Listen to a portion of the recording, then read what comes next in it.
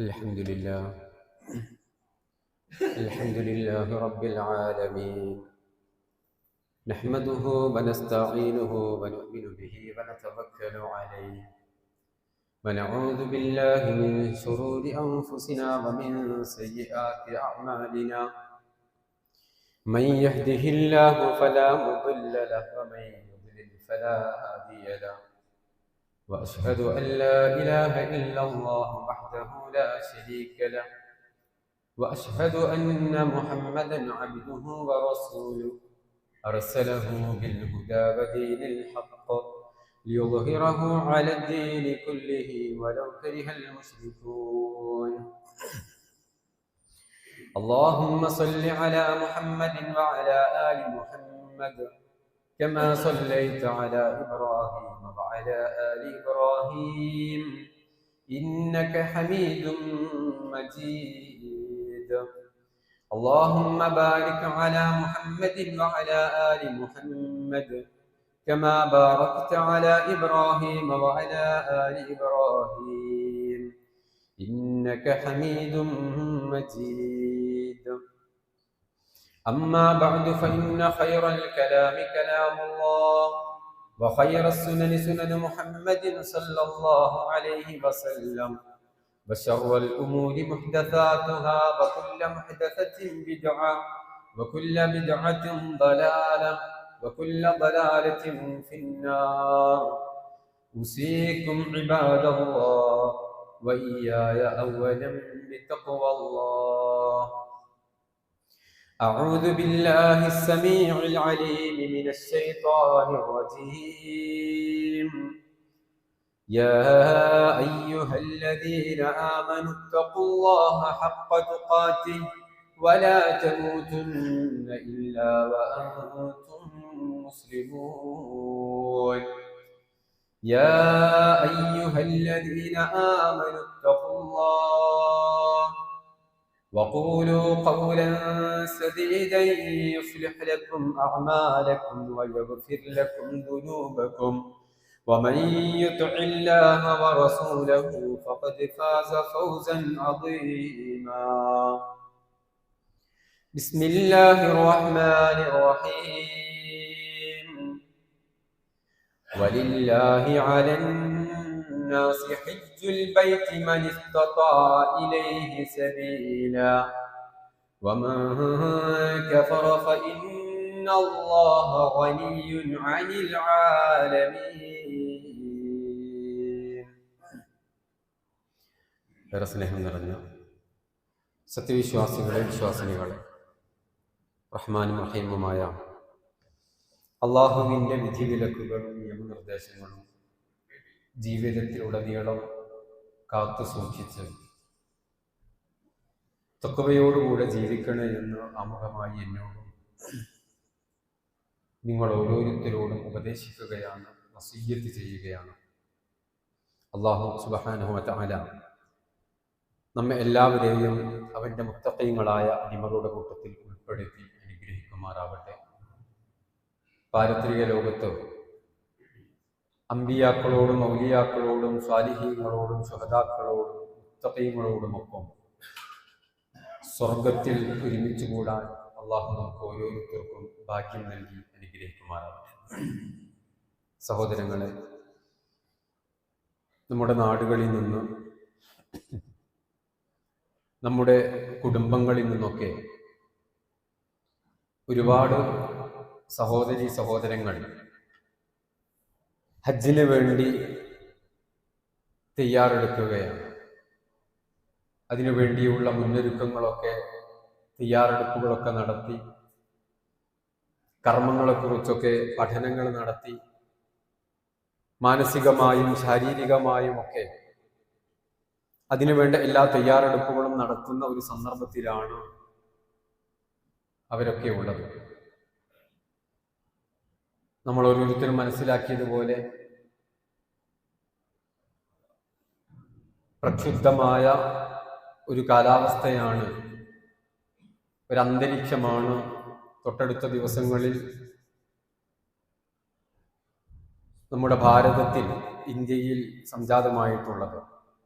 ഇന്ത്യയും പാകിസ്ഥാനുമായുള്ള പോരാട്ടം, അവിടെ ഭീകരവാദികളുടെ കേന്ദ്രങ്ങളൊക്കെ തകർക്കുന്ന പല വാർത്തകളും നമ്മൾ കേട്ടുകൊണ്ടിരിക്കുമ്പോൾ യാത്രാ സൗകര്യങ്ങൾക്കൊക്കെ സർക്കാർ സംവിധാനങ്ങൾ വിലക്കുകൾ ഏർപ്പെടുത്തുന്നുണ്ട്.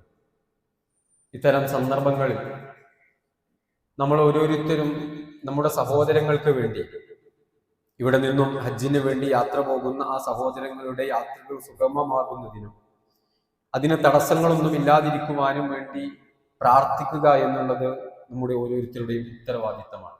അല്ലാഹു അവർക്ക് യാതൊരു തരത്തിലുള്ള പ്രയാസങ്ങളും ഇല്ലാതെ ആ പുണ്യഗേഹങ്ങളിൽ എത്തുവാനും സുഗമമായി മഖ്ബൂലും മബ്റൂറുമായ ഹജ്ജും ഉംറയും നിർവഹിച്ചുകൊണ്ട് നമ്മിലേക്ക് സന്തോഷത്തോടുകൂടെ തിരിച്ചു വരാനും റഹ്മാനായ റബ്ബ് അവർക്കൊക്കെ തൗഫീഖ് നൽകി അനുഗ്രഹിക്കുമാറാവട്ടെ എന്ന് ആമുഖമായി ദുആ ചെയ്യുകയാണ്. സഹോദരങ്ങളെ, ഹജ്ജ് നമ്മുടെ ഓരോരുത്തരും മനസ്സിനകത്ത് വല്ലാത്തൊരു ആഗ്രഹമാണ് ഹജ്ജ് എന്നുള്ളത്. പ്രത്യേകിച്ചും ഒരു തവണ ആ കഅബത്തിന്റെ സമീപത്ത് ചെന്നവർ, അറഫയിലും മുസ്ദലിഫയിലും മിനയിലുമൊക്കെ സമ്മേളിച്ചവർ, ജംറകളെ എറിഞ്ഞവർ, ഒരു തവണ അവിടെ എത്തിത്തിരിച്ചു വന്നവർ, അവരുടെ മനസ്സ് വീണ്ടും വീണ്ടും കൊതിക്കുന്നത് ഇനിയും പോകണം, ഒന്നുകൂടെ അവിടേക്ക് എത്തണം, ഊതി തീർന്നിട്ടില്ല എന്ന വല്ലാത്തൊരു അഭിലാഷം, വല്ലാത്തൊരു ആഗ്രഹമാണ് പോയവരുടെ മനസ്സിലുള്ളത്. പോകാത്തവരുടെ മനസ്സിൽ അല്ലാഹുവേ എന്നെ ഒരിക്കലെങ്കിലും ആ പുണ്യഭൂമിയിലേക്ക് എത്തിക്കണേ എന്നുള്ള തേട്ടമാണ്. അള്ളാഹു നമുക്കൊക്കെ അതിനുള്ള തൗഫീഖ് നൽകി അനുഗ്രഹിക്കുമാറാവട്ടെ. സഹോദരങ്ങളെ, പരിശുദ്ധ ദീനുൽ ഇസ്ലാമിൽ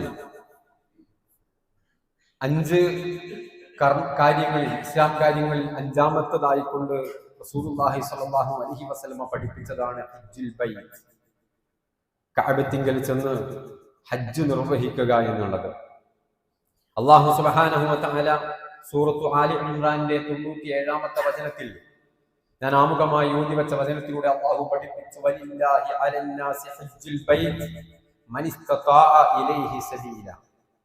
വഴിയാലും സാമ്പത്തികമായും ശാരീരികമായും ഒക്കെ സൗകര്യപ്രദമായവർ, അതിനുള്ള കഴിവും അനുഗ്രഹവും സാഹചര്യങ്ങളും ഒക്കെ സൃഷ്ടിക്കപ്പെട്ട ആളുകൾ, അവർക്ക് നിർബന്ധമാണ് ഹജ്ജ് എന്നാണ് അല്ലാഹു സുബ്ഹാനഹു വ തആല പഠിപ്പിക്കുന്നത്. ആ ആയത്ത് അല്ലാഹു അവസാനിപ്പിക്കുന്നത് വമൻ കഫറ ഫഇന്നല്ലാഹ ഗനിയ്യുൻ അനിൽ ആലമീൻ. ഇത്തരം സൗകര്യങ്ങളൊക്കെ അല്ലാഹു നൽകിയിട്ടും അതിൽ നിന്ന് മാറി നിൽക്കുന്ന ആളുകളുണ്ട്. ഹജ്ജിനെ കുറിച്ച് ചിന്തിക്കാത്ത ആളുകളുണ്ട്. കുറച്ചുകൂടെ കഴിഞ്ഞിട്ടാവാമെന്ന് മനസ്സിലാക്കുന്ന ആളുകളുണ്ട്. വമൻ കഫർ, അല്ലാഹു പറയുന്നത്, അങ്ങനെ ആരെങ്കിലും ഇതിനെ നിഷേധിച്ച് അതിൽ നിന്ന് മാറി നിൽക്കുകയാണെങ്കിൽ ഫഇന്നല്ലാഹ ഗനിയ്യുൻ അനിൽ ആലമീൻ, ലോകരിൽ നിന്നും അല്ലാഹു ഐശ്വര്യവാനാണ്.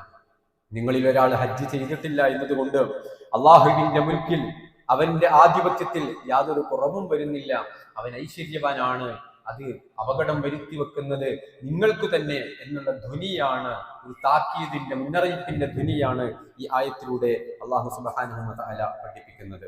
സഹോദരങ്ങളെ, റസൂലുള്ളാഹി സ്വല്ലല്ലാഹു അലൈഹി വസല്ലം പറഞ്ഞു, അയ്യുഹന്നാസ് ഖദ് ഫറദല്ലാഹു അലൈക്കുമുൽ ഹജ്ജ ഫഹജ്ജു. അല്ലാഹു സുബ്ഹാനഹു വ തആല ഇദാ നിങ്ങൾക്ക് ഹജ്ജ് ഖദ് ഫറദല്ലാഹു, അല്ലാഹു ഫറദാക്കിയിരിക്കുന്നു, നിർബന്ധമാക്കിയിരിക്കുന്നു. അതുകൊണ്ട് ഫഹജ്ജു, നിങ്ങൾ ഹജ്ജ് ചെയ്യണം. സൂചിപ്പിച്ചതുപോലെ ശാരീരികമായിട്ട് നമുക്ക് അല്ലാഹ് ആരോഗ്യം തന്നിട്ടുണ്ട്, സാമ്പത്തികമായിട്ടുള്ള ഐശ്വര്യം തന്നിട്ടുണ്ട്, അതുപോലെ തന്നെ യാത്രാ സൗകര്യങ്ങളൊക്കെ അല്ലാഹ് നമുക്ക് തന്നിട്ടുണ്ട്. എങ്കിൽ ഇത്തരം ഷർത്തുകൾ, നിബന്ധനകളൊക്കെ നമുക്ക് ഒത്തുവന്നാൽ ജീവിതത്തിൽ ഒരിക്കൽ നമുക്ക് നിർബന്ധമാണ് ഈ ഹജ്ജ് എന്നാണ് ഇസ്ലാമിന്റെ ഭാഷ്യം. അല്ലാഹുവും പ്രവാചകനും നമുക്ക് പഠിപ്പിച്ചു തരുന്നത് അങ്ങനെയാണ്. പ്രായപൂർത്തിയായ ബുദ്ധിയുള്ള ഓരോ മുസ്ലിമിനും ഹജ്ജ് നിർവഹിക്കാനുള്ള ഈ മാനദണ്ഡങ്ങൾ ഒത്തുവന്നാൽ അയാൾ ഹജ്ജ് നിർബന്ധമാണ് എന്നതാണ് ഈ ഹദീസിലൂടെയും ഈ ആയത്തുകളിലൂടെയും ഒക്കെ നമുക്ക് മനസ്സിലാക്കാൻ സാധിക്കുന്നത്.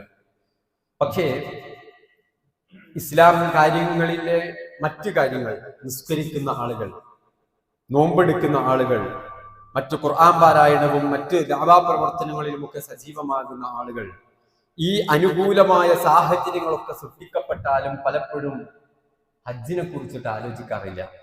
സമ്പത്തില്ലാത്തതല്ല പ്രശ്നം, ആരോഗ്യത്തിന്റെ പ്രശ്നമല്ല, മറ്റേതെങ്കിലും ബുദ്ധിമുട്ടുകളല്ല, മറിച്ച് അവരതിനെ കുറിച്ചിട്ട് വേണ്ട രൂപത്തിലുള്ള ഒരു പരിഗണന പലപ്പോഴും ആളുകൾ നൽകുന്നില്ല എന്നുള്ളത് യാഥാർത്ഥ്യമാണ്.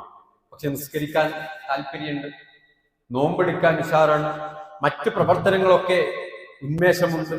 ഈ ഹജ്ജിന്റെ വിഷയമെത്തുമ്പോൾ അത് കുറച്ച് കഴിയട്ടെ, അത് പിന്നെ കൊടുക്കാം, ആ അപേക്ഷ പിന്നെ കൊടുക്കാം, എന്തായാലും ഇപ്പൊ ചെറുപ്പക്കാരനല്ലേ, ഇങ്ങനെ പല കാര്യങ്ങളും പറഞ്ഞുകൊണ്ട് ഈ ഹജ്ജിന്റെ വിഷയത്തിൽ മാറി നിൽക്കുന്നത് നമുക്ക് കാണാൻ കഴിയും. സഹോദരങ്ങൾ, ഈ രണ്ട് വിഷയങ്ങളാണ് ഇവിടെ നമ്മൾ മനസ്സിലാക്കേണ്ടത്. അങ്ങനെ നമ്മുടെ മനസ്സിനകത്ത് ഒരു വൈമനസ്യം, ഒരു പരിഗണന കൊടുക്കാൻ നമുക്ക് തോന്നുന്നില്ല എങ്കിൽ ഒന്നാമത്തത് അത് നമ്മുടെ ഈമാനിന്റെ അഭാവമാണ്, വിശ്വാസത്തിന്റെ കുറവാണ്.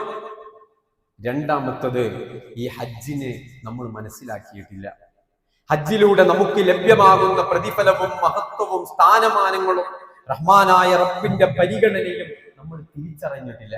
അത് തിരിച്ചറിഞ്ഞ മുഅ്മിനായ ഒരു വിശ്വാസിയെ സംബന്ധിച്ചിടത്തോളം അയാൾക്ക് ഹജ്ജ് ചെയ്യാതിരിക്കാൻ സാധിക്കില്ല. അയാളുടെ തേട്ടം എപ്പോഴും പടച്ച റബ്ബേ എന്നെ അവിടേക്കൊന്ന് നീ എത്തിക്കണേ എന്നായിരിക്കും. റസൂലുള്ളാഹി സ്വല്ലല്ലാഹു അലൈഹി വസല്ലമയുടെ എത്രയെത്ര ഹദീസുകളാണ് ഈ വിഷയത്തിലുള്ളതെന്ന് അറിയുമോ? നബി സ്വല്ലല്ലാഹു അലൈഹി വസല്ലമയോട് ഒരു സഹാബി വന്നുകൊണ്ട് ചോദിച്ചു, പ്രവാചകരെ അയ്യുൽ അഅമാലി അഫ്ദൽ, അമലുകൾ ഒരുപാടുണ്ടല്ലോ പ്രവാചകരെ, അതിലേറ്റവും ശ്രേഷ്ഠമായ അമൽ എന്താണ്? ഏറ്റവും ശ്രേഷ്ഠമായ പ്രവർത്തനം എന്താ?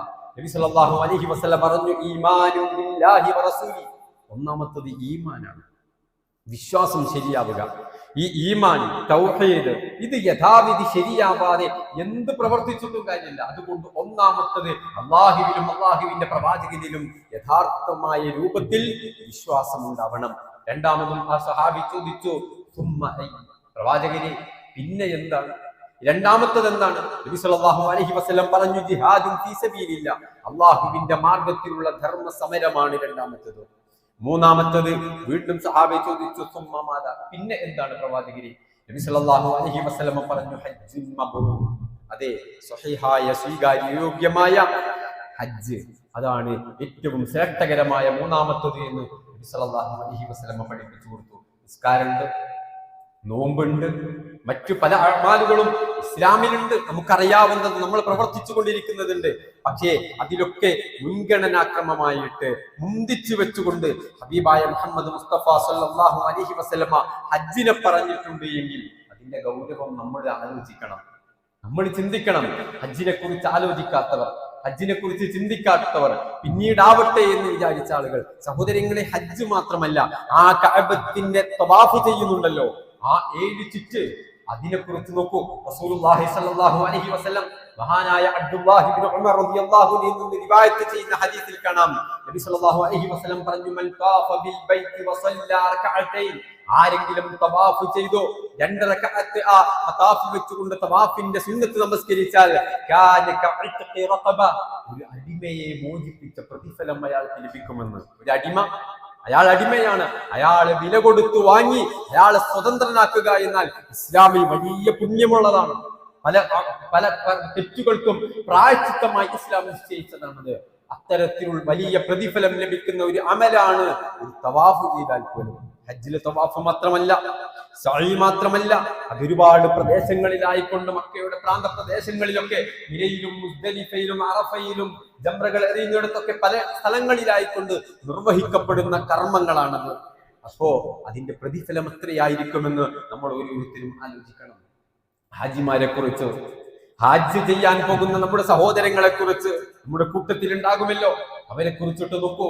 റസൂലുള്ളാഹി സ്വല്ലല്ലാഹു അലൈഹി വസല്ലം പറയുന്ന ഒരു വർത്തമാനമുണ്ട്, അൽ ഹജ്ജാജ്, നമ്മുടെ സഹോദരങ്ങൾ, ഹജ്ജിന് നിയ്യത്ത് വെച്ചവർ, ഹജ്ജിന് തയ്യാറെടുക്കുന്നവർ, അവർ അൽ ഹജ്ജാജ് വൽ ഉമ്മാർ വഫ്ദുല്ലാഹ്, അല്ലാഹുവിന്റെ അതിഥികളാണവർ, അല്ലാഹുവിന്റെ അതിഥികളാണവർ.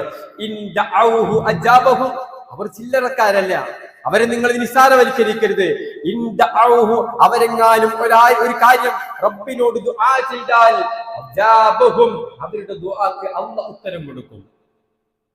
ഒരു ഹാജി അല്ലാഹുവിനോട് ദുആ ചെയ്താൽ അയാളുടെ ദുആക്ക് അല്ലാഹു ഉത്തരം കൊടുക്കും, അയാളുടെ ദുആ അല്ലാഹു സ്വീകരിക്കുമെന്ന് റസൂലുള്ളാഹി സ്വല്ലല്ലാഹു അലൈഹി വസല്ലം അയാളെങ്ങാനും അല്ലാഹുവിനോട് ഇസ്തിഗ്ഫാർ നടത്തിയാൽ, അല്ലാഹുവേ എന്റെ ഇന്നലകളിലെ പാപങ്ങൾ നീ പുറത്തു തരണേ എന്ന് അയാൾ പ്രാർത്ഥിക്കാൻ തയ്യാറായാൽ, അയാളുടെ പ്രാർത്ഥന സംശയം വേണ്ട അല്ലാഹു സ്വീകരിക്കുമെന്ന് ഹബീബായ മുഹമ്മദ് മുസ്തഫ സല്ലല്ലാഹു അലൈഹി വസല്ലം. ഒരു ഹാജിയുടെ ഫദ്ലാണത്, ഒരു ഹാജിയുടെ ശ്രേഷ്ഠതയാണ് റസൂലുള്ളാഹി സ്വല്ലല്ലാഹു അലൈഹി വസല്ലം നമുക്ക് പഠിപ്പിച്ചു തരുന്നത്. തീർന്നില്ല, റസൂലുള്ളാഹി സ്വല്ലല്ലാഹു അലൈഹി വസല്ലം വീണ്ടും പറഞ്ഞു, മൻ ഹജ്ജലില്ല, ആരെങ്കിലും അല്ലാഹുവിന്റെ പ്രീതി പ്രതീക്ഷിച്ചുകൊണ്ട് ഇഖ്ലാസോടുകൂടി ഹജ്ജ് ചെയ്താൽ, ഫലം യർഫുഖ് വലം യഫ്സുഖ് റജഅ കയൗമി വലദതുഹു ഉമ്മുഹു. പലപ്പോഴും നമ്മൾ കേൾക്കുന്ന പ്രസിദ്ധമായ ഹദീസാണ്. തോന്നിവാസങ്ങൾ പ്രവർത്തിക്കാതെ, അല്ലാഹുവിന്റെ അതിന് കോട്ടം വരുത്തുന്ന പ്രവർത്തനങ്ങളൊന്നുമില്ലാതെ, തർക്കങ്ങളും പ്രശ്നങ്ങളും ഒന്നുമില്ലാതെ, ക്ഷമയോടെ സഹിഷ്ണുതയോടുകൂടെ ഒരാള് ഹജ്ജ് പൂർത്തീകരിച്ചാൽ അയാള് മടങ്ങി വരുന്നത് ഇന്ന് അയാളുടെ ഉമ്മ അയാളെ പ്രസവിച്ചതുപോലെയാണ്. സുബ്ഹാനല്ലാഹ്.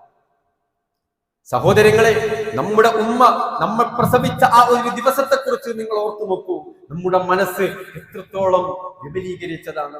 നമ്മുടെ മനസ്സിനകത്ത് കുശുമ്പുണ്ടോ, അസൂയയുണ്ടോ, പകയുണ്ടോ, തിന്മകളുണ്ടോ? ഇല്ല. ശുദ്ധമായ ഒരു വൈറ്റ് പേപ്പർ പോലെ ഒരു തിന്മയുമില്ലാത്ത മനസ്സ്. അന്ന് നമ്മൾ മരണപ്പെട്ടാൽ സ്വർഗത്തിലാണെന്ന് റസൂലുള്ളാഹി സ്വല്ലല്ലാഹു അലൈഹി വസല്ലം പഠിപ്പിച്ചിട്ടുണ്ടെങ്കിൽ, ആ ഹൃദയ ശുദ്ധീകരണത്തോടുകൂടെയാണ് ഒരു ഹാജി യഥാർത്ഥമായ ഹജ്ജ് ചെയ്തുകൊണ്ട് നമ്മിലേക്ക് തിരിച്ചു വരുന്നത് എന്ന് ഹബീബായ മുഹമ്മദ് മുസ്തഫ സ്വല്ലല്ലാഹു അലൈഹി വസല്ലം. എത്രമേൽ മഹത്വപൂർണമായ, അനുഗ്രഹപൂർണമായ, എത്രമേൽ ശ്രേഷ്ഠമായ വചനങ്ങളാണ് സഹോദരങ്ങളെ ഹജ്ജുമായി ബന്ധപ്പെട്ടുകൊണ്ട് റസൂലുള്ളാഹി സ്വല്ലല്ലാഹു അലൈഹി വസല്ലം നമുക്ക് പഠിപ്പിച്ചു തരുന്നത്. തീർന്നില്ല, അല്ലാഹു സുബ്ഹാനഹു വ തആല ഒന്നാം ആകാശത്തേക്ക് ഇറങ്ങി വരും അറഫ ദിവസത്തിൽ. അറഫയുടെ അന്ന് ദുൽഹിജ്ജ 9-ന് അല്ലാഹു സുബ്ഹാനഹു വ തആല ഒന്നാം ആകാശത്തേക്ക് ഇറങ്ങി വരുമെന്നും, എന്നിട്ട് മലായികത്തുകളോടായിക്കൊണ്ട് അല്ലാഹു അറഫയിൽ ഒരുമിച്ച് കൂടിയ ജനലക്ഷങ്ങളെ നോക്കിക്കൊണ്ട് അല്ലാഹു സംസാരിക്കുമെന്നും അവരെ കുറിച്ച് അഭിമാനം പറയുമെന്നും റസൂലുള്ളാഹി സ്വല്ലല്ലാഹു അലൈഹി വസല്ലം. ഹജ്ജിന് പോകുന്ന സഹോദരങ്ങളെ, നമ്മെ കുറിച്ചിട്ടാണ് റസൂലുള്ളാഹി സ്വല്ലല്ലാഹു അലൈഹി വസല്ലം പറയുന്നത്. എന്താണ് അല്ലാഹു പറയുന്നത്? മലക്കുകളോട് അല്ലാഹു പറയും,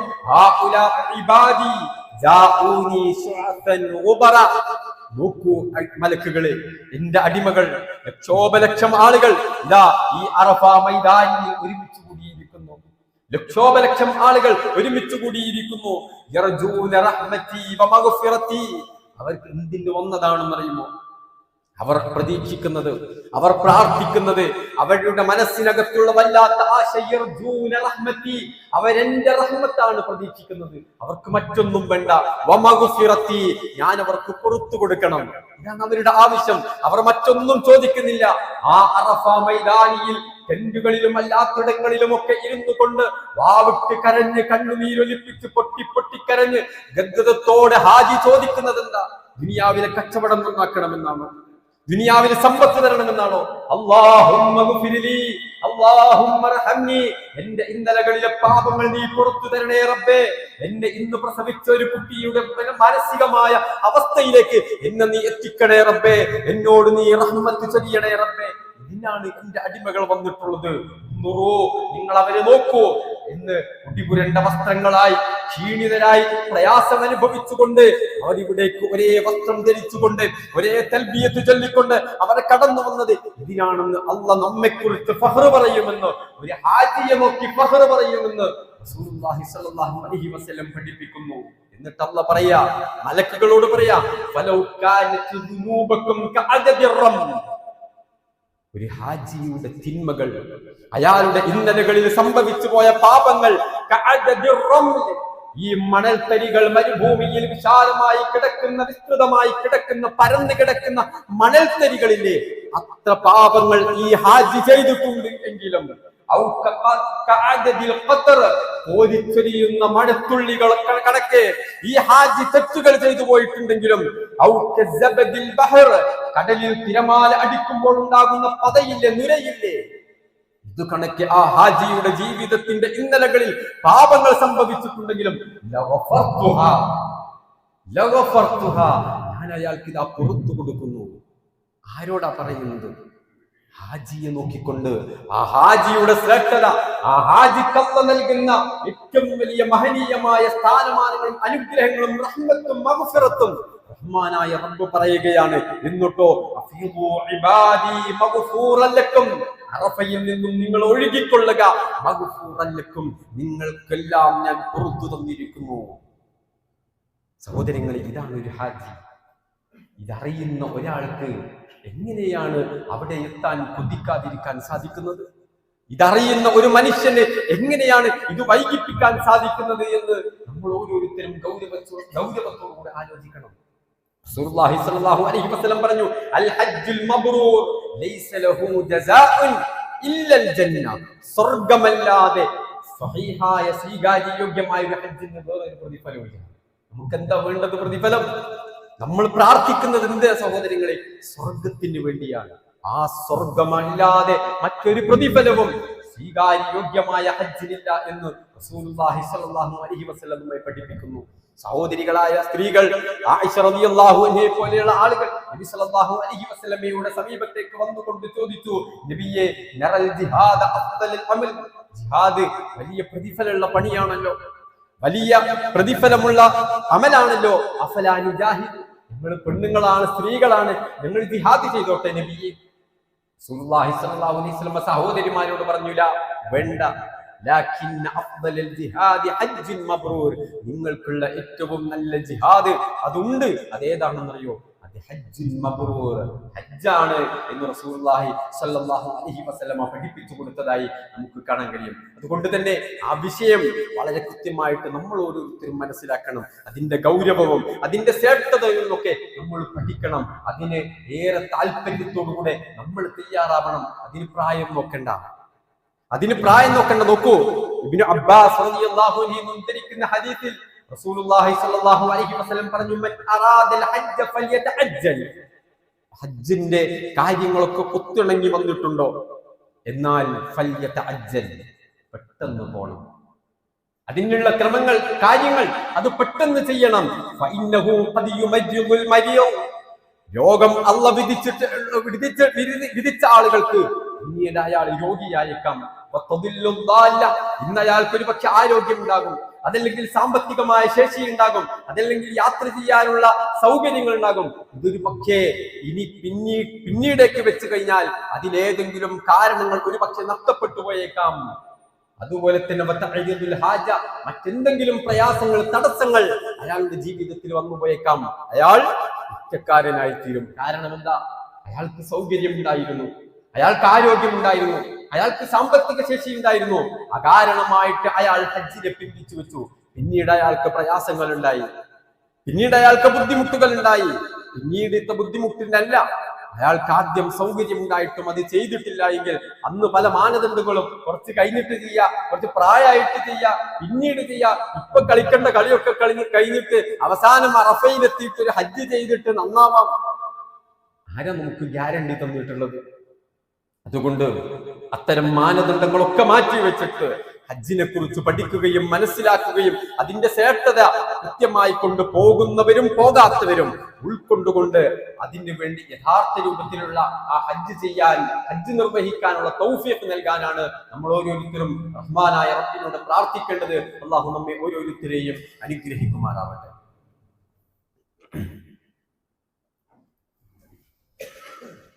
അൽഹംദുലില്ലാഹി റബ്ബിൽ ആലമീൻ, അസ്സലാത്തു വസ്സലാമു അലാ അഷ്റഫിൽ അൻബിയാഇ വൽ മുർസലീൻ വഅലാ ആലിഹി വഅസ്ഹാബിഹി അജ്മഈൻ. അമ്മാ ബഅദ്. ഒരിക്കൽ കൂടി അല്ലാഹുവിനെ സൂക്ഷിച്ച് ജീവിക്കണേ എന്ന് എല്ലാവരെയും ഓർമ്മപ്പെടുത്തുകയാണ്. നമ്മൾ ഓരോരുത്തരും ഒറ്റയ്ക്കല്ല ജീവിക്കുന്നത്. മനുഷ്യർ ഒരു സമൂഹമായിട്ടാണ് ജീവിക്കുന്നത്. അതുകൊണ്ട് തന്നെ പല ആളുകളുമായും സംസാരത്തിലും ഇടപെടലുകളിലും ക്രയവിക്രയങ്ങളിലുമൊക്കെ മനുഷ്യ സഹജമായ പല പോരായ്മകളും വന്നുപോയിട്ടുണ്ടാകും. ഒരു ഹജ്ജിന് പോകുമ്പോൾ പ്രത്യേകം ശ്രദ്ധിക്കേണ്ടത്, ഇത് ഹജ്ജിന്റെ ഒരു മാനദണ്ഡമല്ല. ഒരു വിശ്വാസി എല്ലാ സന്ദർഭത്തിലും ഇങ്ങനെയായിരിക്കണം. പക്ഷേ പലപ്പോഴും ഹജ്ജിന് പോകുമ്പോൾ പോലും പലരും ശ്രദ്ധിക്കാത്തൊരു വിഷയമാണിത്. നമ്മുടെ സംസാരം കൊണ്ട് ഒരാൾക്ക് വേദന അനുഭവപ്പെട്ടിട്ടുണ്ടെങ്കിൽ, ഒരാളുടെ അഭിമാനത്തിന് നമ്മൾ ക്ഷതമേൽപ്പിച്ചിട്ടുണ്ട് എങ്കിൽ, ഒരാളുടെ മനസ്സിന് നമ്മൾ മുറിവേൽപ്പിച്ചിട്ടുണ്ട് എങ്കിൽ, അയാളെ കാണാനോ സലാം പറയാനോ പൊരുത്തപ്പെടിപ്പിക്കാനോ ആ പിണക്കം നന്നാക്കുവാനോ പലരുടെയും ഈഗോയും വാശിയും പകയും ഒന്നും ഹജ്ജിന് പോകുമ്പോൾ പോലും അനുവദിക്കുന്നില്ല എങ്കിൽ ലക്ഷങ്ങൾ മുടക്കണ്ട എന്ന് നമുക്ക് അവരോട് പറയാം. കാരണം അത് വെറുതെയുള്ള ഒരു പണിയാണ്. അത് അള്ളാഹുവിന്റെ സമീപത്ത് സ്വീകാര്യോഗ്യമല്ല. അത്തരം ബന്ധങ്ങൾ വിച്ഛേദിച്ചു കൊണ്ടുള്ള പോകുന്നവരുടെ അമലുകൾ അള്ളാഹ് സ്വീകരിക്കില്ല എന്ന് അവർ സുലഹാവട്ടെ, അവർ രമ്യതയിലെത്തട്ടെ, അവര് നന്നാവട്ടെ, എന്നിട്ട് മതി എനിക്ക് അവന്റെ ഹജ്ജ്, അവന്റെ നോമ്പ്, അവന്റെ നമസ്കാരം, അവന്റെ ദിക്റുകൾ എന്നാണ് അള്ളാഹ് പറയാ. നമ്മൾ ഇവിടുന്ന് പിണങ്ങി നടക്കുന്നവരോട് മിണ്ടാതെ മുഖം തിരിച്ചിട്ട് ഹജ്ജ് ചെയ്തു, ഞാനൊരു ഹാജിയായി എന്ന് പറയാൻ വേണ്ടിയിട്ടാണോ? അങ്ങനെ ആളുകൾ ഒരു പക്ഷെ പറഞ്ഞേക്കും. പക്ഷെ അള്ളാഹുവിന്റെ രേഖയിൽ നീ ഹാജിയല്ല എന്ന് കൃത്യമായി നമ്മൾ മനസ്സിലാക്കണം. അതിന്റെ ഗൗരവം നമ്മൾ തിരിച്ചറിയണം. സാമ്പത്തികമായ ഇടപാടുകൾ റസൂലുള്ളാഹി സ്വല്ലല്ലാഹു അലൈഹി വസല്ലം അങ്ങേയറ്റം ഗൗരവത്തോടുകൂടെ നമ്മെ പഠിപ്പിച്ചതാണ്. ജനാസ നമസ്കാരത്തിന്റെ സന്ദർഭത്തിൽ പോലും കടമുള്ളവനെ നബി സ്വല്ലല്ലാഹു അലൈഹി വസല്ലം ജനാസ നമസ്കരിക്കാതെ മാറി നിന്ന ചരിത്രങ്ങൾ അറിയുന്നവരാണ് നമ്മൾ. ആരെങ്കിലുമായിട്ട് ഇടപാടുകൾ ഉണ്ടെങ്കിൽ അത് തീർക്കാൻ നമ്മൾ ഓരോരുത്തരും എല്ലാ സമയത്തും ഇതൊക്കെ ആവശ്യമാണ്. പ്രത്യേകിച്ചും ഹജ്ജിന് നമ്മൾ തയ്യാറാവുന്നുണ്ടെങ്കിൽ നമ്മൾ അതിന്റെ മുന്നോടിയായിട്ട് ഇതൊക്കെ നമ്മൾ ശ്രദ്ധിക്കേണ്ട കാര്യമാണ്. ഇടപാടുകളൊക്കെ ബാക്കി വെച്ച് നമ്മൾ പോകണ്ട.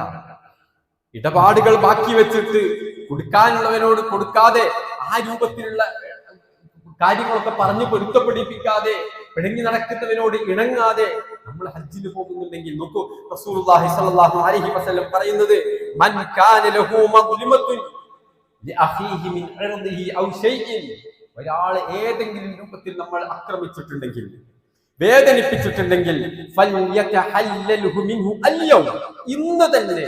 അത് ഹജ്ജിന് പോകാൻ കാത്തിക്കരുത്, അത് അടുത്ത റമദാൻ ആവട്ടെ എന്ന് കാത്തിക്കരുത്, അടുത്ത പെരുന്നാളിന് പോകാന്ന് വിചാരിക്കരുത്. ഫൽയതഹല്ലൽഹു അൽയൗം, ഇന്ന് തന്നെ അയാളുമായിട്ട് പൊരുത്തപ്പെടിപ്പിക്കണം, അയാളോട് മാപ്പ് ചോദിക്കണം.